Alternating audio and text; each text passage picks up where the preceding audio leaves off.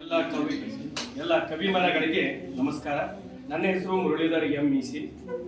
ನಾನು ಒಬ್ಬ ಶಿಕ್ಷಕ.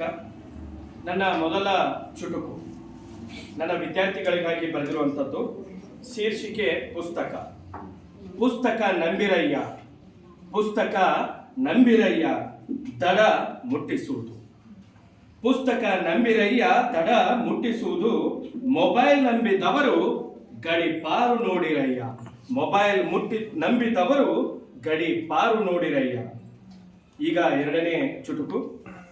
ಇದು ಕಳ್ಳರು ಅಂತಂದ್ರೆ ಕೇವಲ ಹೊರಗಿನವರು ಅಂತ ನಾವು ಅನ್ಕೊಂಡಿದೀವಿ. ಕೆಲವೊಂದು ಸಾರಿ ನಮ್ಮವರೇ ಕಳ್ಳರು ಅಂತಿದ್ದಾಗ ಬರೆದಿರುವಂತ ಚುಟುಕು.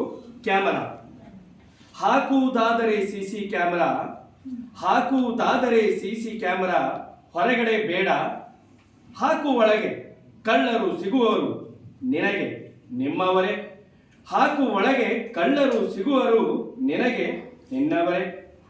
ಇನ್ನು ಮೂರನೇ ಚುಟುಕು. ಇದು ಸೋಲದ ಹೆಂಡತಿ ಬಗ್ಗೆ ಬರೆದಿರುವಂತ ಹಾಸ್ಯ ಚುಟುಕು. ಶೀರ್ಷಿಕೆ ಹೆಂಡತಿಯನ್ನು ಗೆದ್ದವರು ಉಂಟೆ? Question mark. ಹೆಂಡತಿಯನ್ನು ಗೆದ್ದವರು ಉಂಟೆ ಅನ್ನುವಂಥ ಶೀರ್ಷಿಕೆ.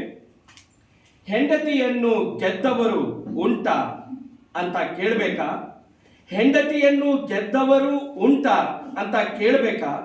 ಆಶ್ಚರ್ಯ ಆದರೂ ಪರವಾಗಿಲ್ಲ, ಕೇಳಿ. ಶೂರರಲ್ಲೂ ಧೀರರಲ್ಲೂ ರಣಧೀರರಲ್ಲೂ ಗೆದ್ದವರು ಯಾರು? ಹೆಣಗಾಡುವ ಹೆಂಡತಿಯನ್ನ. ಶೂರರಲ್ಲೂ ಧೀರರಲ್ಲೂ ರಣಧೀರರಲ್ಲೂ ಗೆದ್ದವರು ಯಾರು? ಹೆಣಗಾಡುವ ಹೆಂಡತಿಯನ್ನ. ಧನ್ಯವಾದಗಳು. ಅವಕಾಶಕ್ಕಾಗಿ ಧನ್ಯವಾದಗಳು.